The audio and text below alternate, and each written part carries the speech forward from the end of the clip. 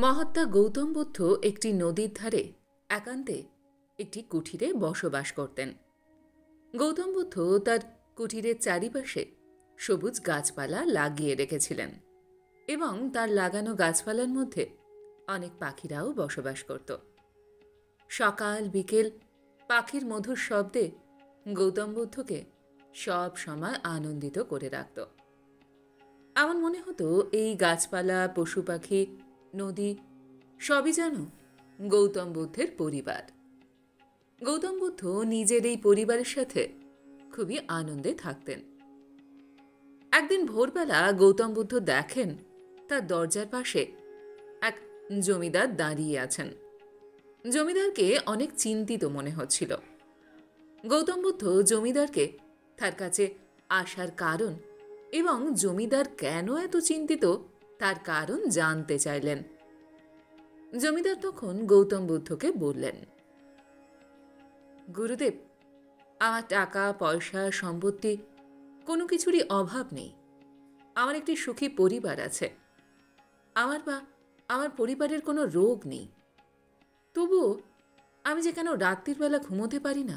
আমার মনে সবসময় একটা অশান্তি বাস করছে। এমন কেন হয়? জমিদার গৌতম বুদ্ধের কাছে জানতে চাইলেন।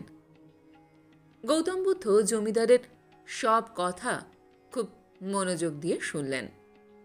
গৌতম বুদ্ধ জমিদারের মাথায় হাত বুলিয়ে বললেন, দেখো, তোমার কাছে সব কিছু আছে ঠিকই, কিন্তু তোমার কাছে সেই জিনিসটা নেই যে জিনিস তোমার নিদ্রার জন্য প্রয়োজন। তখন জমিদার গৌতম বুদ্ধকে জিজ্ঞাসা করলেন, সেটা কি জিনিস প্রভু? গৌতম বুদ্ধ তখন বললেন, তুমি চতুর্দিকে চিন্তার মধ্যে ঘুরে আছো। ধন সম্পত্তির চিন্তা, ব্যবসার চিন্তা, পরিবারের চিন্তা, শান্তি এবং চিন্তার মধ্যে সব সময় শত্রুতা থাকে। তখন জমিদার এই সমস্যা থেকে মুক্তি পাওয়ার উপায় কি তা গৌতম বুদ্ধের কাছে জানতে চাইলেন। গৌতম বুদ্ধ তখন জমিদারকে বললেন, তুমি প্রকৃতি থেকে শিক্ষা নাও। প্রকৃতি তার গাছপালা, ফল মূল, জল, বাতাস, আলো, আকাশ, অনেক মূল্যবান সম্পদ চতুর্দিকে তার 2 হাত দিয়ে ছড়িয়ে রেখেছে।